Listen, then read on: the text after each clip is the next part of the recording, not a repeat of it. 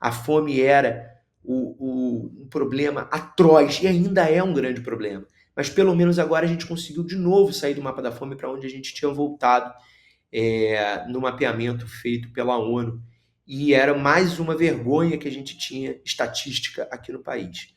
Isso foi notícia ontem aqui no Matinal e hoje eu vou receber aqui um convidado que tem muito conhecimento sobre o assunto, Arnoldo Campos. Bom dia, você está aí já para conversar com a gente? Como é que você está? Muito bom te receber aqui no Matinal, tudo bem? O Bom dia, Arnoldo. Guilherme. É um prazer estar E Arnoldo? conversando com vocês. O prazer é todo meu. Gente, o Arnoldo, Num, ele num, foi num dia. secretário nacional de Segurança Alimentar e Nutricional do Ministério do Desenvolvimento Social, que é a pasta do governo federal que cuida dos diversos programas, das diversas frentes de enfrentamento à pobreza no país, à miséria, à fome, né, o desenvolvimento social no sentido amplo da palavra. E ele estava lá no Ministério quando o Brasil saiu do mapa da fome pela primeira vez, em 2014, certo, Arnoldo? Queria te pedir para você começar a nossa conversa contando um pouquinho de como foi aquele momento, qual foi a importância histórica daquilo, e depois eu queria falar um pouquinho também do momento atual, em que você hoje é diretor de operações de abastecimento da Conab, né? Mas vamos falar primeiro de 2014.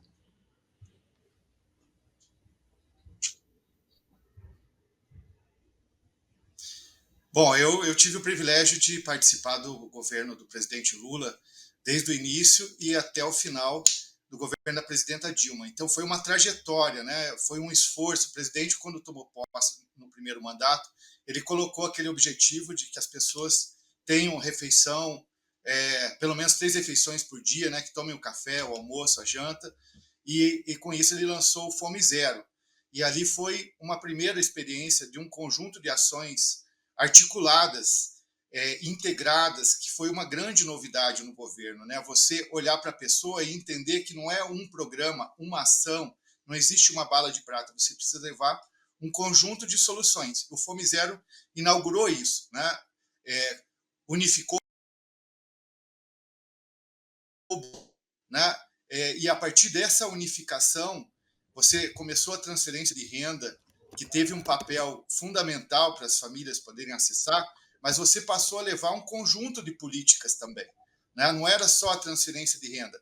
Você tinha a aposentadoria rural vinculada ao salário mínimo, o aumento real do salário mínimo, o direito das pessoas que trabalhavam em serviços domésticos.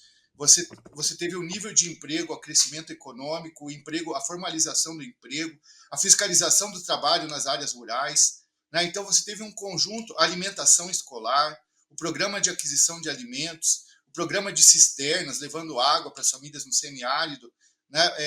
Diversas políticas, eletrificação rural. Então, diversas políticas você levava para o mesmo CPF, para a mesma família. E com isso você foi combatendo as diversas dimensões da pobreza, da extrema pobreza. E aí a Dilma veio com o Brasil Sem Miséria, que ainda colocou um zoom maior para que a gente pudesse levar um conjunto de políticas focalizado, né, que a gente chamou de busca ativa. A primeira geração de políticas com o presidente Lula era as pessoas vindo até as políticas. Com a presidenta Dilma, o aprendizado que nós tivemos com Fome Zero, nós passamos a buscar as famílias. Uma parte das famílias ainda não tinha sido acessada, então você tinha que pegar pela mão e trazer essas famílias para as políticas públicas. E esse conjunto conseguiu fazer com que as pessoas tivessem acesso, porque o Brasil nunca teve um problema de falta de comida, né? O Brasil é um mega produtor de alimentos. As pessoas não tinham renda, não tinham acesso. E com esse conjunto de políticas, em 2014, eu tive o privilégio de estar na condição de secretário, a gente conseguiu sair do mapa da fome depois de tantos séculos, né? De tantas décadas nessa situação. Infelizmente, nós voltamos, né, Guilherme? E agora estamos saindo novamente nas mãos do presidente Lula. Não, isso é uma notícia muito, que alegra muito, né, a gente, porque é o que eu falei agora há pouco na sua apresentação, eu acho que você estava ouvindo. A gente, eu e você, a gente viveu no país em que a fome tinha um impacto muito, muito maior do que tem hoje. Ainda é um problema grave, é um problema que a gente não pode descuidar, porque está ali, né? Pode a qualquer momento a gente voltar ao cenário terrível que a gente tinha, mas a gente tinha na década de 90, gente, um país em que quem comia quase que podia sentir vergonha por isso, porque eram números aterrorizantes, né? Eu me lembro, você deve se recordar também, Arnoldo, o Marcelo Canelas, né, o grande repórter de televisão, ele fez uma série uma vez no Jornal Nacional, foi muito premiada, no Nordeste, mostrando para o Brasil inteiro, né, mostrando ali de perto a fome que matava as pessoas. Eram cenas que você não sabia se você estava no Brasil ou se você estava em países muito pobres da África, né? Era uma coisa muito triste para a gente como brasileiro aquilo. E depois, isso meio que se normalizou, uma conquista tão importante, e o Brasil, eu acho que não deu a dimensão que tinha de gravidade o desmonte dos programas sociais que a gente viu durante o governo Bolsonaro. E isso foi parte da razão pela qual a gente entrou novamente no mapa da fome, né? Queria te pedir para você explicar para a gente por que a gente voltou para o mapa da fome. Foi só o desmonte dos programas sociais? A pandemia teve um impacto também? Qual foi a razão? Ainda reverberando um pouco o que você falou, né, eu vou muito a campo e eu passei 13 anos dentro do governo, agora eu voltei recentemente, então eu vou muito a campo e nessa época eu fui muito ao semiárido do Nordeste e a gente ainda escutava os depoimentos desse período, né, um período recente, anos 90, as pessoas, esse documentário das crianças, inclusive brincando com ossos e tal, de animais, e muita fome, as casas precárias, sem luz, sem água, sem chão, né? Era chão batido, isso praticamente hoje não existe. E um depoimento que sempre me emocionou muito era de que toda vez que morria uma criança, o sino da igreja tocava. Né? Quando tem um batizado é um tipo de toque, quando tem um casamento é um tipo de toque, né? Às 6 horas, tipo de toque, quando uma pessoa morre, uma criança morre, é um tipo de toque. E as pessoas escutavam muito isso no Nordeste, né? O sino tocando por causa de uma criança que morreu desnutrida. E isso não aconteceu mais. Né? Esse tipo de acontecimento no Brasil ele está praticamente extinto. Então isso é civilizatório, né? Foi uma mudança muito significativa. Por isso que as pessoas têm tanta fidelidade ao presidente e às vezes não entendem, né? Porque elas saíram de uma condição de extrema pobreza para a dignidade, para o emprego, para o acesso à educação, a comida, né? Então, vários depoimentos as pessoas falavam: não, agora eu sou rica, eu como carne, né? Eu como carne todo dia. Então isso são coisas que para as pessoas que não tiveram esse problema são coisas muito normais. Agora, a mudança é civilizatória. Então, e isso não foi o mercado, não é o mercado que produz isso, né? Infelizmente, o mercado não consegue produzir isso. Você precisa ter políticas públicas, vontade política, precisa ter orçamento, pegar o dinheiro, investir, né? Então, quando eu escuto as pessoas começam a falar, não, os programas sociais são importantes, mas, né, tem isso, tem aquilo, gasto, controle fiscal, não sei o quê. Então, infelizmente, com a mudança de governo, uma das primeiras coisas que foi extinta foi o Ministério do Desenvolvimento Agrário, que era um dos que cuidava de um conjunto de políticas na área rural onde a pobreza se manifestava. A própria Secretaria de Segurança Alimentar, ela também foi desmantelada, né? Não foi só um desmonte de programas. O programa de aquisição de alimentos, que tinha um orçamento superior a R$1 bilhão, quando a gente voltou para o governo, Amado, ele tinha 3 milhões. Imagina, de mais de 1 bi para 3 milhões. 3 milhões para o Brasil inteiro, não dá nem para pagar a operação de um Estado. Né? Então, você teve efetivamente um desmonte institucional, né? Não tinham as pessoas, os sistemas, né? Dados, informações, porque você monitora, né? Você tem todo um aparato para controlar, monitorar a evolução dos indicadores sociais. Nós estávamos controlando, na época, se as pessoas estavam acessando geladeira, máquina de lavar, fogão, água encanada, energia elétrica. Você está olhando como que estão esses indicadores. Quando isso não é prioridade, você para de colocar o Estado a serviço dessa população. E aí foi rápido. Claro que a pandemia teve um impacto. Né? A pandemia precisava de uma resposta de proteção social imediata. Né? Mas não era só isso, era uma questão mesmo de organização do Estado. Você não resolve isso distribuindo cesta básica. Você tem que criar todo um conjunto de ações que exige recursos, pessoal, né? Direção, gestão, ordenamento. Você tem que ter um ministro mandando fazer as coisas, secretários mandando fazer as coisas, para que o Estado se mobilize, se organize, chame os governos estaduais, chame os governos municipais, faça parceria com a sociedade, mobilize o setor privado, tem que querer. Então, essas coisas não caem do céu. E o presidente Lula, assim que voltou, ele reconectar a estrutura. Infelizmente, é muito mais difícil reconstruir do que construir. Porque quando você É, implode um prédio para você erguer de novo, você implode um prédio é uma questão de segundos, ele está no chão. Agora, para você construir, então, remontar tem sido bem mais difícil do que a nossa experiência lá de trás, de quando a gente partiu de uma construção. O governo Fernando Henrique tinha limites, mas ele tinha a Constituição de 88, que trouxe uma série de avanços, e você já tinha embriões importantes de políticas, e nós seguimos dali adiante amplificando. O Bolsonaro não, ele destruiu, ele dinamitou as estruturas do Estado voltadas para essa ação, para esse conjunto da população. Né? E é por isso que a gente voltou tão rapidamente para o mapa da fome. tá certo. E você hoje em dia está na Conab. Eu queria te pedir para você explicar o que é a Conab. Muita gente não sabe da importância do órgão para o abastecimento alimentar do país, né, para a segurança alimentar do país. E queria te fazer uma pergunta relacionando com o tarifaço. É, é, é completamente uma pergunta que pode ser até burra, mas é de leigo mesmo, que é o que eu, como jornalista, orgulhosamente sou. Existe algum tipo de relação entre uma possível maior oferta de produtos que a gente não vai mais exportar para os Estados Unidos, muito provavelmente porque ninguém vai querer comprar lá custando 50% mais, e uma ampliação de oferta aqui, isso impacta de alguma maneira o nosso abastecimento ou não? Os produtos agrícolas que a gente exporta para lá não estão diretamente ligados à segurança alimentar, né? Suco de laranja, café, soja, enfim. Queria te pedir para explicar para a gente se tem uma relação entre o que a Conab faz com o tarifaço.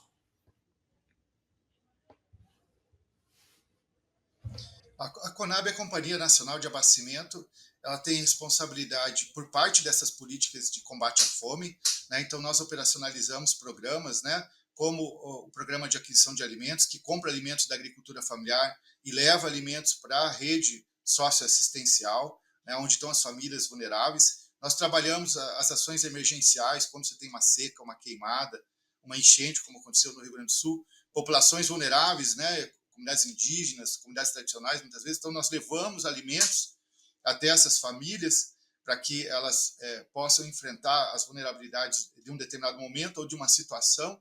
A Conab ela também é responsável por estoques reguladores, que nós estamos retomando depois de quase uma década abandonada a política de estoque de alimentos. Então, estamos estocando arroz, milho, trigo, farinha de mandioca, alimentos fundamentais para a população brasileira. Então, ela trabalha também com muita informação. A Conab é que faz estimativa de safra, de produção, ela acompanha a situação do clima, dos preços, né, dos preços agrícolas, dos preços dos alimentos, e a gente provê o governo de informações para tomada de decisão. Então, nós estamos acompanhando essa situação também com muita preocupação. A gente sabe que num primeiro momento, a gente pode até ter um efeito aparentemente benéfico, né? Porque se a gente não vai mandar carne para os Estados Unidos, por exemplo, que é o nosso segundo maior comprador de carnes, essa carne vai ficar aqui num primeiro momento no mercado interno, deve baixar os preços, né? A mesma coisa deve acontecer com outros produtos importantes da pauta exportadora brasileira, né? Que não vão conseguir ir para os Estados Unidos e podem ter, sim, num primeiro momento. Só que isso é muito ruim, porque você desmonta cadeias produtivas, né? Quando você tem um mercado estável, imagina para você colocar as frutas que nós colocamos nos Estados Unidos, para você alcançar o padrão de qualidade, o padrão sanitário, né? A logística, o custo, os clientes, são anos de investimento. Então, se você trava isso da noite para o dia, você desmonta. É como o Bolsonaro fez com as políticas públicas. Vai ter um impacto nas cadeias de produção. E isso, no médio prazo, não tão longo, não no longo prazo, no médio prazo, pode voltar, né, como um elástico, né? Num primeiro momento dá uma baixada no preço, mas depois o desmantelamento dessas cadeias pode ter um impacto negativo. Então nós estamos muito preocupados, né, para que isso não ocorra, para que ele volte atrás dessa medida unilateral, injustificável, sem racionalidade, sem sentido, né? E, do outro lado, nos preparando. Né? Nós temos que olhar para cada setor e trabalhar para que o impacto seja o menor possível, para que não desmonte as cadeias produtivas. Né? E a gente tem setores, inclusive pequenos produtores, o mel, por exemplo, o nosso mel do Piauí, boa parte dele vai para os Estados Unidos, é mel produzido pela agricultura familiar. O açaí da Amazônia, a castanha, que nós trabalhamos com manejo florestal, vários produtos importantes da pauta da agricultura familiar, não só dos grandes, vai para os Estados Unidos. E isso vai afetar a nossa população, e o governo já está mapeando setor por setor para que a gente possa, junto com eles, né? Aí o aprendizado da pandemia é importante, né? Porque nós estamos sob ataque, um ataque que é uma guerra, né? Só que a guerra não é só bomba hoje em dia, nós sabemos disso, vocês sabem melhor do que eu, como que os instrumentos hoje de disputa, né? Não são mais só bélicos. Nós estamos sob ataque e a gente tem que ter uma ação também à altura de reação, né? Reação de proteção interna, de se preparar, porque pode ser que a gente passe um tempo nesse ataque, né? Eles não vão só fazer uma ameaça. Eu acho que esse movimento todo pode gerar uma necessidade do Brasil aguentar o tranco, né? Então a gente tem que, como Arnoldo, Estado, como país, organizar políticas públicas, mobilizar a sociedade para suportar isso. Arnoldo, Pois não. a gente tem uma pergunta aqui da Márcia Michelotti, na nossa comunidade, que ela pergunta como garantir que não haja uma demolição nova, de novo, né, dessas políticas públicas de enfrentamento à fome.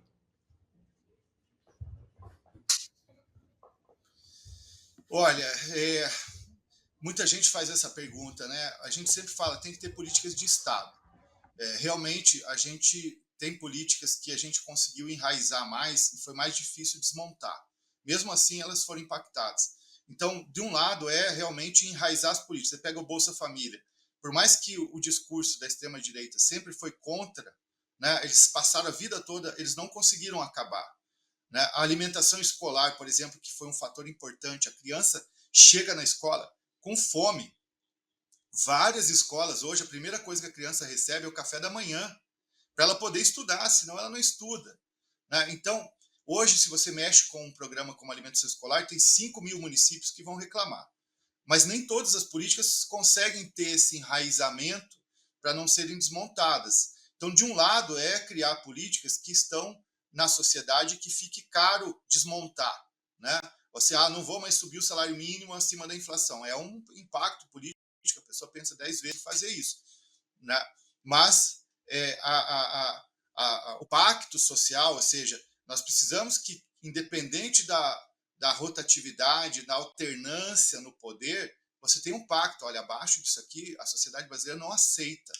Né? E, infelizmente, a questão política ainda tem uma parte da sociedade que sustenta setores políticos que têm essa visão, né, de desmontar. São pessoas que quase defendem a escravidão, né, que acham que as pessoas não podem ter transferência de renda, que os pobres, né, são pobres porque a culpa é deles.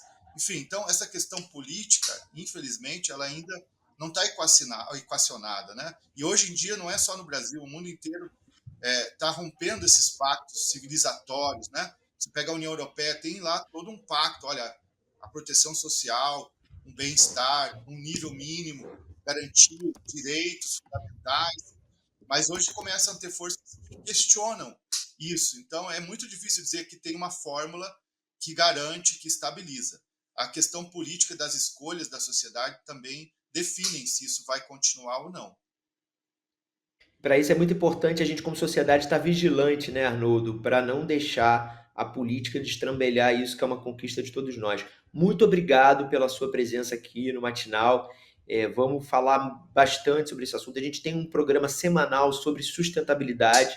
Segurança alimentar é sustentabilidade, né? Não existe como a gente falar no mundo sustentável sem partir do princípio de que todos estejamos comendo, né? Comendo de maneira digna, com todos os nutrientes. Então, queria te convidar a assistir ao Matinal Sustentabilidade, vir aqui outras vezes para a gente conversar sobre esse assunto no âmbito também mais amplo de como manter, né, enraizar essas conquistas e ampliá-las para todo o país e para além de comer, né? Porque Os titãs já ensinaram, a gente não quer só comida, não é isso? Muito obrigado pela sua presença e um bom dia para você.